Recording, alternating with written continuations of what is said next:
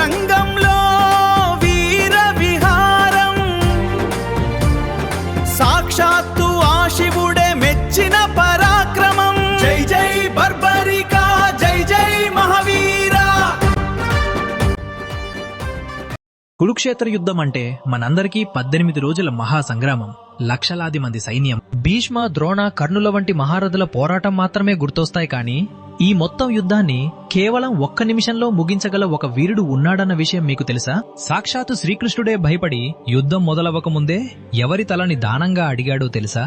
అతను మరెవరో కాదు, భీముడి మనవడు, ఘటోత్కచుడి కుమారుడైన బర్బరీకుడు. కేవలం 3 బాణాలతో మొత్తం కౌరవ పాండవ సైన్యాన్ని తుడిచిపెట్టగల అజేయమైన శక్తి అతని సొంతం. అసలు శరీరం లేకుండా కేవలం ఒక తల 18 రోజుల యుద్ధాన్ని ఎలా చూసింది? ఆ తల ఇప్పటికీ మాట్లాడుతుందా? రాజస్థాన్లోని ఖాటూ శ్యామ్ ఆలయంలో దాగి ఉన్న ఆ భయంకరమైన మిస్టరీ ఏంటి అనేది ఈ వీడియోలో క్లియర్గా తెలుసుకుందాం. బర్బరీకుడు పుట్టుక నుండే ఈ మిస్టరీ మొదలవుతుంది. అతను చిన్నతనం నుండే అస్త్రశస్త్ర కోవిదుడు మాత్రమే కాదు, శివుడిని మెప్పించి 3 అద్భుతమైన బాణాలను వరంగా పొందుతాడు. ఇందులో మొదటి బాణం ఏ శత్రువులనైతే చంపాలనుకుంటామో వారి మీద ఒక మార్కు చేస్తుంది. రెండో బాణం ఎవరినైతే రక్షించాలో వారిని గుర్తుపడుతుంది. ఇక మూడో బాణం మార్కు చేసిన శత్రువులందరినీ క్షణాల్లో అంతం చేసి తిరిగి వెనక్కి వస్తుంది. ఇది నేటి modern target locking missile technology కంటే వేల రెట్లు అడ్వాన్స్డ్ గా ఉండడం విశేషం. బర్బరీకుడు యుద్ధానికి బయలుదేరే ముందు తన తల్లికి ఒక మాట ఇస్తాడు. యుద్ధంలో ఎవరైతే బలహీనంగా ఉంటారో వారి పక్షాన నిలబడి పోరాడతానని శపథం చేస్తాడు. ఇక్కడే అసలు చిక్కు వచ్చి పడింది. కౌరవ సైన్యం పెద్దది కాబట్టి మొదట్లో పాండవుడు బలహీనంగా ఉంటారు. అప్పుడు బర్బరీకుడు పాండవుల వైపు చేరి కౌరవులను చంపేస్తాడు. కాని బర్బరీకుడు యుద్ధంలోకి దూకితే కౌరవులు బలహీనపడిపోతారు. అప్పుడు మళ్లీ తన శపథం ప్రకారం బర్బరీకుడు కౌరవుల వైపు మారి పాండవులను చంపాల్సి వస్తుంది. ఇలా యుద్ధం చివరికి బర్బరీకుడు తప్ప ఒక్కరు కూడా ప్రాణాలతో మిగలరు. ఈ ప్రమాదాన్ని పసిగట్టిన శ్రీకృష్ణుడు ఒక బ్రాహ్మణుడి రూపంలో వెళ్లి బర్బరీకుడిని పరీక్షిస్తాడు. ఒక రావి చెట్టు కింద నిలబడి తన బాణంతో చెట్టు ఆకులన్నింటికీ రంధ్రం చేయమని అడగ్గా బర్బరీకుడు బాణం వదలగానే అది ప్రతి ఆకును మార్చేస్తూ వెళ్తుంది.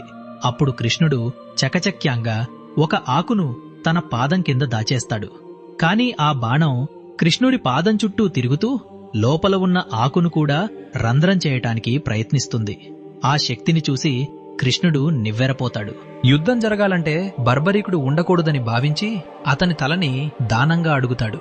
తన తాతల విజయాన్ని కల్లారా చూడాలన్న కోరికతో బర్బరీకుడు తన తలని స్వయంగా నరుక్కునిస్తే కృష్ణుడు అమృతం చల్లి ఆ తల చనిపోకుండా ఒక ఎత్తైన కొండ మీద పెడతాడు. 18 రోజుల యుద్ధం ముగిశాక పాండవుడు తమలో తాము ఎవరు గొప్పగా యుద్ధం చేశారని, ఎవరి వల్ల గెలిచామని వాదించుకుంటుంటే ఆ తల వికటహాసం చేసి, నాకు ఎక్కడా అర్జునుడి గాంధీవం గాని భీముడి గదగాని కనిపించలేదు, కేవలం కృష్ణుడి సుదర్శన చక్రం మాత్రమే శత్రువులను నరుకుతూ పోతోందని, కృష్ణుడి మాయ వల్లే ఈ విజయం సాధ్యమైందని అసలు నిజాన్ని బయటపెడుతుంది.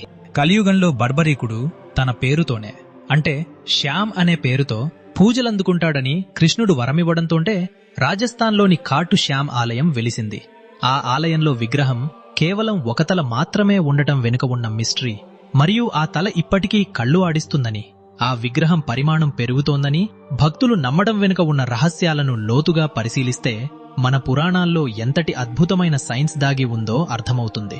ఇప్పటికీ ఆ కొండ ప్రాంతాల్లో బర్బరీకుడి ఆత్మ తిరుగుతోందని, అతను మళ్లీ కలియుగాంతంలో కల్కి అవతారానికి సహాయం చేయటానికి వస్తాడని చెప్పే కథలు వింటుంటే గూస్ బంప్స్ రావడం ఖాయం. ఈ రహస్యాలన్నీ విశ్లేషిస్తే మహాభారతం అనేది కేవలం ఒక యుద్ధం కాదు, అది మనం ఊహించని ఒక అడ్వాన్స్డ్ సివిలైజేషన్ అని ప్రూవ్ అవుతుంది.